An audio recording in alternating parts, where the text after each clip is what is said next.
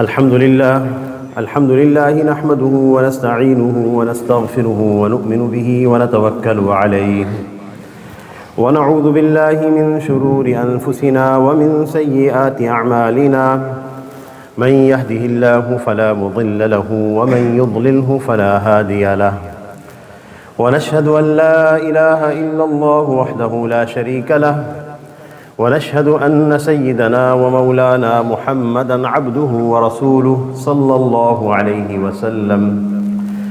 أعوذ بالله من الشيطان الرجيم. بسم الله الرحمن الرحيم. ادع إلى سبيل ربك بالحكمة والموعظة الحسنة وجادلهم بالتي هي أحسن. صدق الله العظيم. اللہ رب العزت نے آپ صلی اللہ علیہ وسلم کو تمام انسانوں کے لیے اور قیامت تک کے آنے والے انسانوں کے لیے نبی بنا کر بھیجا ہے. آپ صلی اللہ علیہ وسلم رحمۃ للعالمین ہیں. اللہ تعالیٰ نے آپ کو اور تمام نبیوں کو ایک فریضہ عطا فرمایا تھا. وہ دعوت کا فریضہ تھا، یعنی دین کی طرف بلانا. اسی وجہ سے انبیاء علیہ السلام کو جس قوم میں مبعوث کیا جاتا تھا اس قوم کے تمام حالات سے وہ واقف ہوتے تھے، اور انبیاء علیہ السلام کو انسانوں کی نفسیات کا بہت گہرا علم دیا جاتا تھا کہ انسانوں سے کیسے بات کریں. آپ صلی اللہ علیہ وسلم کو بھی دعوت کا فریضہ آپ کی امت کو بھی چونکہ عطا کیا گیا ہے، اور ہم سب اس بات کے ذمہ دار ہیں کہ ہم دین کی طرف بلایا کریں. ہمارے مختلف دائرے ہیں. ایک ہمارے اپنے بچے اور خاندان ہے، ہمارے گھر والے اہل و عیال ہیں، ہمارے اقربا اور رشتہ دار ہیں، اور جہاں ہم محنت اور کام کرتے ہیں ایک وہ دائرہ ہے ہمارا، اور ایک دائرہ ساری دنیا کے سارے انسان ہیں. ہم ان دائروں کے اندر کیسے محنت کریں، کس طرح کام کریں. بسا اوقات اللہ تعالیٰ بیٹے کو ہدایت کی توفیق دے دیتے ہیں، نیک راستے پر چلنے کی توفیق عطا فرما دیتے ہیں. والد صاحب، بڑے بھائی اس راہ پر نہیں ہوتے، بڑی بہن اس راہ پر نہیں ہے، ان کا راستہ غلط ہے. تو ہم اپنے والد صاحب کو کیسے دعوت دیں، اپنے بڑے بھائی کو کیسے بلائیں، اپنی بڑی بہن کو کیسے سمجھائیں.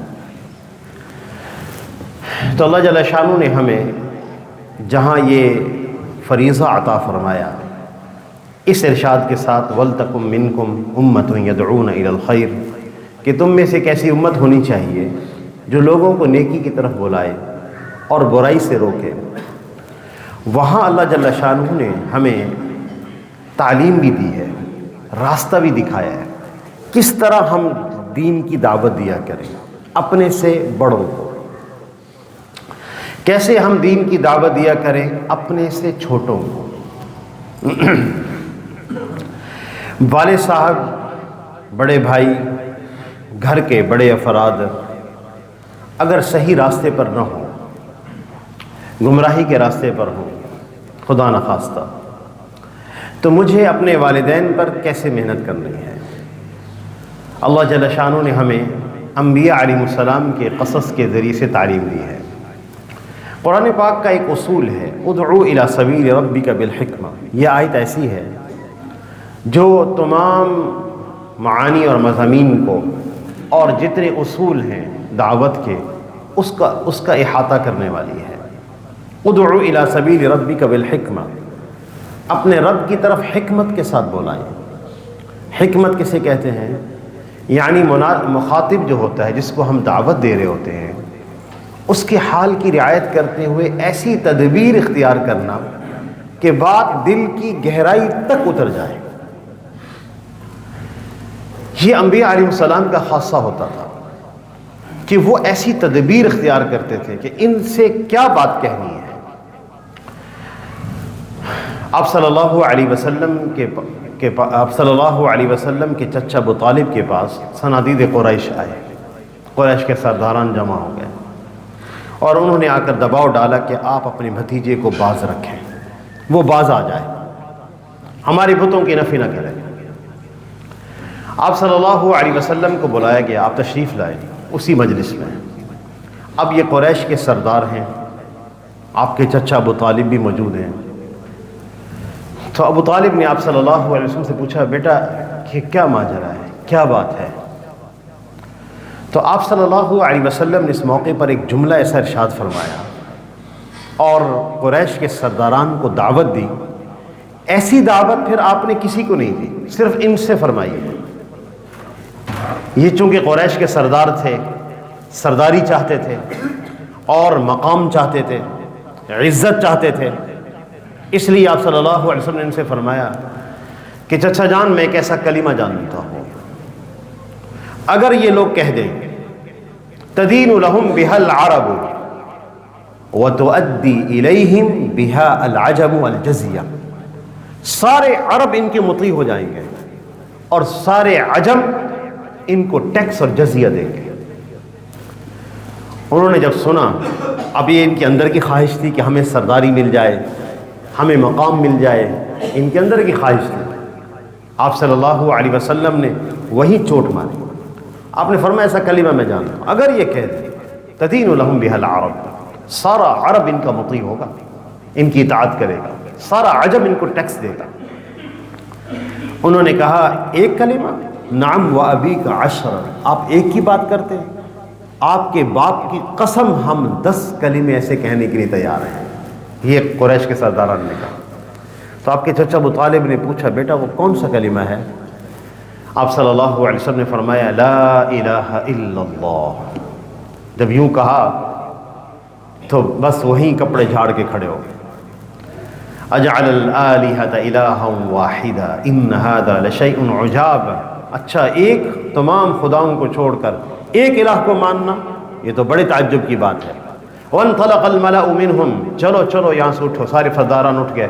ان امشوا واصبروا علی آلہتکم، کہنے لگے اپنے خداؤں پر جمے رہو، ان ھذا لشیء یراد، یہ جو بندہ بات کہہ رہا ہے اس کے پیچھے کوئی مقصد ہے، یہ ایسے نہیں کہہ رہا، اس لیے چلو یہاں سے۔ تو کس سے کیا بات کہنی ہے، کتنی کہنی ہے، اس کو حکمت کہتے ہیں۔ یہ انبیاء علیہ السلام کو وافر علم دیا جاتا ہے اور اس کی تعلیم اللہ تعالیٰ نے ان کے قصوں سے ہمیں دی ہے۔ ہم اپنے والد صاحب کو کیسے دعوت دیں اگر وہ غلط راہ پر ہو، اپنے بڑے بھائی کو کیسے سمجھائیں اگر وہ غلط راہ پر ہو۔ وَاذْكُرْ فِي الْكِتَابِ إِبْرَاهِيمَ، ابراہیم علیہ السلام کا قصہ یاد کیجئے۔ إِنَّهُ كَانَ صِدِّيقًا نَبِيًّا، وہ سچے نبی تھے۔ اذ قال لأبیہ، جب انہوں نے اپنے والد سے یوں کہا، والد سے، ان کے والد آزر ہیں، آزر جو بت فروش بھی تھے اور بت بناتے بھی تھے۔ یا اباتی، اے میرے پیارے ابا جان۔ مفسرین نے لکھا ہے جہاں رشتہ داریاں ہوں، اب تعلق قریبی ہو، یا رشتہ ایسا ہو کہ آدمی بڑا ہے، بڑا بھائی والد ہے، جب ان سے کوئی نصیحت کی بات کرنی ہو تو کیسے کریں گے؟ یا اباتی، قرآن پاک کا ایک ایک لفظ، ایک ایک کلمہ کتنے معانی کو جمع کرتا ہے، کتنے معانی کو سموتا ہے، سمندر ہے قرآن پاک۔ اللہ جل شان ایک کلمہ نازل فرما دے، سمجھنے والے سے سمجھے۔ یا اباتی، مفسر ابراہیم علیہ السلام نے یوں نہیں فرمایا یا ابی، اے میرے والد صاحب، یوں نہیں فرمایا یا اباتی، اے میرے پیارے ابا جان۔ مفسرین نے لکھا ہے کہ جب بھی کسی اپنے سے بڑے کو دعوت دی جائے گی، یا خصوصاً اپنے والد صاحب کو، تو محبت کے راستے سے دی جائے گی۔ ایمان کی بات سے پہلے محبت کی بات ہے۔ ابراہیم علیہ السلام نے اپنے والد کی وہ پدری محبت کو ابھارا ہے جو ان کے ساتھ ہے۔ اے میرے پیارے ابا جان، ان کی شفقت کو آواز دی ہے، آپ میرے ساتھ شفقت کا معاملہ کرتے ہیں۔ تو محبت کو ابھارنا، شفقت کو ابھارنا، اس لیے یہ اصول ہے کہ انبیاء علیہ السلام کی دعوت میں یا اپنے میں یہ اصول ہے کہ جب بھی بڑے کو دعوت دی جائے گی، اپنے سے بڑے سے بات کہی جائے گی تو محبت کے راستے سے کہی جائے گی۔ پہلے محبت ہے، وہ ہم سے محبت کرنے لگیں۔ اگر والد صاحب سے کوئی بات کہنی ہے تو ان کی خدمت کرنی ہوگی، ان کے ساتھ انتہائی شفقت کا معاملہ کرنا ہوگا۔ بڑے بھائی سے اگر بات کہنی ہے یا بڑی بہن سے بات کہنی ہے، اگر ان کو نصیحت کرنی ہے، برے راستے سے یا گمراہی کے راستے پہ وہ چل پڑے ہیں، ان سے کہنا ہے تو پہلے محبت، تعلق، اپنائیت، شفقت، نرمی، یہ ساری چیزیں پہلے جمع ہوں گی۔ اس کے بعد انہوں نے فرمایا لما تعبد ما لا يسمع ولا يبصر ولا يغني عنك شيئا، ابا جان آپ کیوں ایسے بتوں کی عبادت کرتے ہیں جو سنتے نہیں ہیں، نفع نہیں دیتے، آپ کو نقصان سے نہیں بچا سکتے۔ اور اگر بیٹا اپنے باپ سے علم میں بڑھ جائے تو یہ باپ کے لیے اور راحت اور خوشی اور مسرت کی بات ہوتی ہے۔ والد اپنے بیٹے کے علم میں اضافے کی وجہ سے ان سے ناراض نہیں ہوتے، اس لیے ابراہیم علیہ السلام نے دوبارہ فرمایا یا ابتی، اے پیارے ابا جان، انی قد جاءنی من العلم ما لم یأتک، ابا جان میں آپ کے پاس ایسا علم لے کر آیا ہوں جو آپ کے پاس نہیں ہے، فاتبعنی اہدک صراطا سویا، آپ میری راہ پہ چلے میں آپ کو سیدھے راستے تک لے جاؤں گا۔ یا ابتی، اے میرے پیارے ابا جان، ہر جملے کے ساتھ یہ بات جڑی ہوئی ہے۔ ایک لمحے کے لیے ہم سخت لہجے میں اپنے والد سے بات نہیں کر سکتے۔ والد صاحب نماز نہیں پڑھتے، کس سخت لہجے میں ہم اپنے باپ سے، والد سے بات نہیں کر سکتے۔ والد صاحب، بعض نوجوان ایسے ہیں جن کو اللہ توبہ کی توفیق عطا فرما دیتے ہیں، لیکن والدین یا والد صاحب جو ہیں ان کا کاروبار حرام ہے، رزق حرام میں مبتلا ہے، وہ بیچارے پوچھتے ہم کیا کریں۔ ایک سخت جملہ کہنے کی اجازت نہیں ہے والد صاحب کو۔ کیسے کہیں؟ یا اباتی، محبت کے راستے سے، بہت تعلق بنانا پڑے گا اپنے والد صاحب سے۔ اگر نصیحت کرنی ہے بڑے بھائی کو، بہت تعلق بنانا پڑے گا بڑے بھائی سے، یہ اصول ہے اس کا، مگر نہ دعوت بیکار ہے، طریقہ غلط ہے۔ مولانا ظفر علامہ شبیر احمد صاحب عثمانی رحمۃ اللہ علیہ ایک بات فرمایا کرتے تھے، حق بات، حق نیت، حق طریقے سے کہی جائے تو ضرور اثر انداز ہوتی ہے۔ کوئی بات دین کی کہنے کا اصول ہوتا ہے، تو جب بھی بڑے بھائی یا والد سے یا بہن سے، بڑی بہن سے بات کرنی ہوگی، اس سے پہلے مجھے بہت کام کرنا پڑے گا تعلق بنانے پر۔ میرا خاص تعلق ہو میرے والد صاحب سے، وہ خدمت کے راستے سے بھی ہو سکتا ہے، اپنائیت کے راستے سے بھی ہو سکتا ہے۔ نمبر 2، میں ان کو وقت دینے لگ جاؤں، ان کے ساتھ بیٹھنے لگ جاؤں۔ آج کل کا مسئلہ ہے بہت بڑا، وقت دینا۔ میں وقت دے دوں اپنے والد صاحب کو، میں بیٹھ جایا کروں ان کے ساتھ، میں گفتگو کیا کروں، اور کوئی علمی گفتگو کرنے کی ضرورت نہیں۔ جو میرے والد صاحب کی مینٹیلٹی ہے، جو میری والدہ کی مینٹیلٹی ہے، ذہن ہے، مجھے ان کے ساتھ اسی ذہن کے ساتھ بیٹھ کے بات کرنی ہے۔ مجھے بڑی بڑی باتیں نہیں سنانی وہاں بیٹھ کے، یہ ہوتا ہے وہ نہیں۔ میری ماں کی جو مینٹیلٹی ہے، ان کی سوچ اگر گھر کی افراد تک محدود ہے، اگر ان کی سوچ گھر کے اندر جو کام والی ہیں ان تک محدود ہے کہ وہ یوں کرتی ہوں، ہم ان کے ساتھ بیٹھ کر وہی باتیں کریں، کوئی ضرورت نہیں بڑی بات کرنے کی، ہرگز نہیں۔ جو میرے والد صاحب کی مینٹیلٹی ہے، مجھے ان کے ساتھ بیٹھ کر اسی طرح باتیں کرنی ہے۔ یہ اپنائیت ہے، یہ تعلق ہے، یہ ایک شفقت اور ایک محبت کا تعلق پیدا ہو جائے گا۔ اب کہیں گے ہم یا ابتی، اے میرے پیارے ابا جان، لا تعبد الشیطان۔ علماء نے لکھا ہے حضرت ابراہیم علیہ السلام اپنے والد صاحب کی ذہنیت کو جانتے تھے کہ اتنے ذہین آدمی نہیں ہے یہ، اور سمجھدار نہیں ہے، اپنے ہاتھ سے بت بنا کر خود پوجا کرتے ہیں تو سمجھدار نہیں ہے۔ اس لیے انہوں نے یہ نہیں کہا کہ شیطان ایک جن تھا اور جو ہے وہ فرشتوں کے ساتھ پہلے ملا ہوا تھا، پھر جو ہے وہ الگ ہو گیا، اس نے اللہ کی نافرمانی کی، اور شیطان ایسا ہے، آگ سے بنا ہوا ہے، نور سے بنا ہوا نہیں ہے، اس کے اندر جنات کی خاصیت، کوئی بات نہیں، کیونکہ وہ جانتے ہیں کہ میرے والد صاحب سادہ سے ہیں، اس لیے یوں کہا لا تعبد الشیطان، ابا جان آپ شیطان کی عبادت نہ کیا کریں، ان الشیطان کان للرحمن عصیا، شیطان رحمان کا بہت بڑا نافرمان ہے، آپ ان کی عبادت نہ کیا کریں۔ بس اتنی ساری بات ہے، کیونکہ والد صاحب چھوٹے ذہن کے تھے۔ یا ابتی، اے میرے پیارے ابا جان، انی اخاف ان یمسک عذاب من الرحمن، ابا جان مجھے ڈر لگتا ہے رحمان کی طرف سے کوئی عذاب نہ آ جائے، رحمان کی طرف سے۔ کتنی بات کے اندر نرمی ہے، عذاب آئے گا تو وہ بھی رحمان کی طرف سے آئے گا، یعنی جو معاف بھی کر سکتے ہیں، مغفرت بھی فرماتے ہیں، رحیم بھی ہیں۔ بات کو نرم کر کے اپنے والد صاحب کو سنایا۔ یا ابتی، کسی بات کو کہنے کے کئی پہلو ہوتے ہیں، سخت انداز سے کہنا، نرم انداز سے کہنا، نرم سے نرم انداز اختیار کرنا اپنے والد سے بات کرتے ہوئے۔ یا ابتی، اے میرے پیارے ابا جان، انی اخاف ان یمسک عذاب من الرحمن، مجھے ڈر لگتا ہے کہیں رحمان کی طرف سے عذاب نہ آ جائے، فتکون للشیطان ولیا، پھر آپ شیطان کے دوست بن جائیں۔ آگے سے والد نے جو جواب دیا وہ بہت سخت ہے، اراغب انت عن آلہتی یا ابراہیم، یا ابنی بھی نہیں کہا، بنتا یہ تھا اگر وہ یا ابتی کہہ رہے تھے یا ابنی کہہ دیتے، میرے بیٹے، نہیں، دور ہو جاؤ مجھ سے، تم مجھے بتوں سے دور کرنا چاہتا ہے ابراہیم، لئن لم تنتہی، اگر تو باز نہ آیا، لارجمنک وہجرنی ملیہ، میں تجھے سنسار کر دوں گا اور تو مجھ سے دور چلا جا، نکل جا یہاں سے۔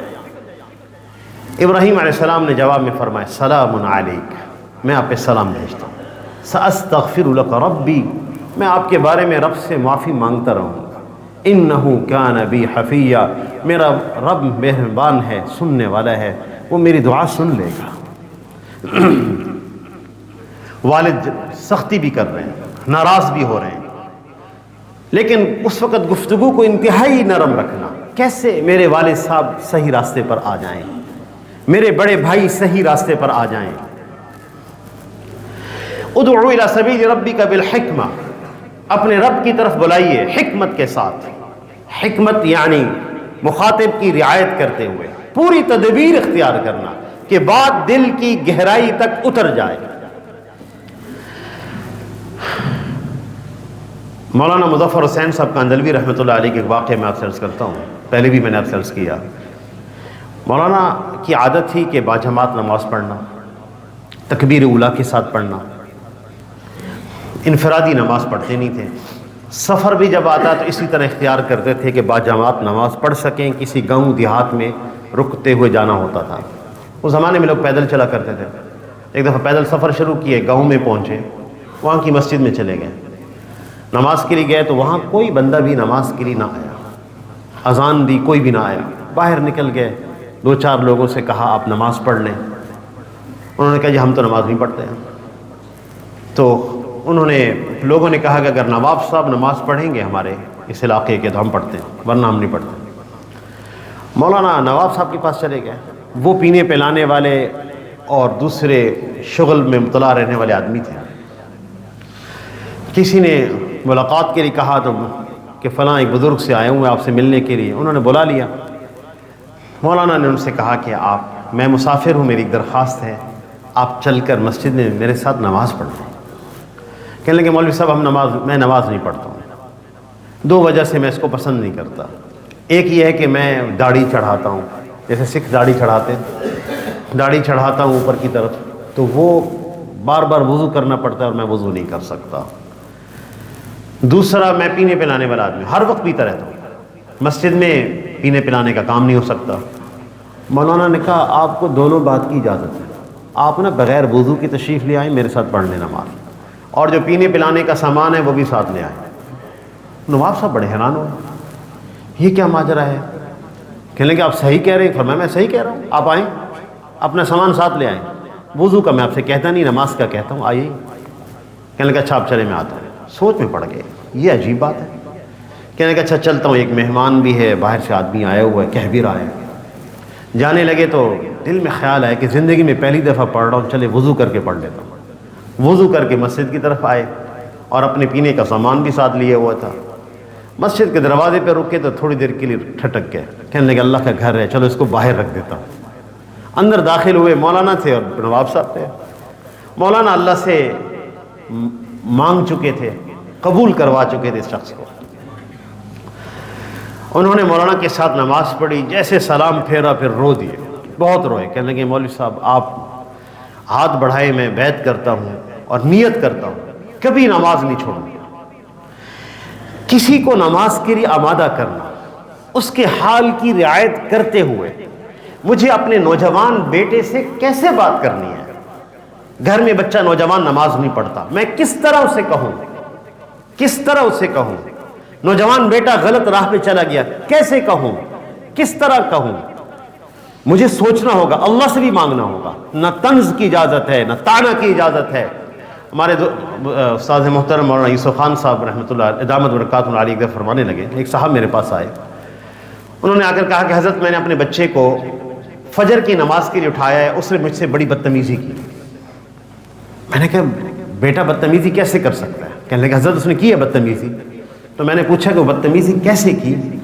کہنے لگے وہ نماز کے لیے اٹھ نہیں رہا تھا، میں نے اس کو زور سے تھپڑ مارا۔ تو میں نے پوچھا جناب اس کی عمر کتنی ہے؟ کہنے لگے 19 سال۔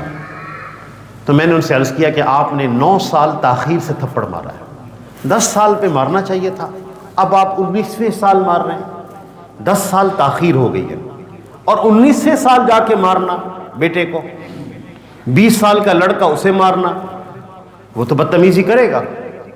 آپ نے غلط طریقہ اختیار کیا، اس لیے مجھے اپنے بیٹے سے کیسے کہنا ہے؟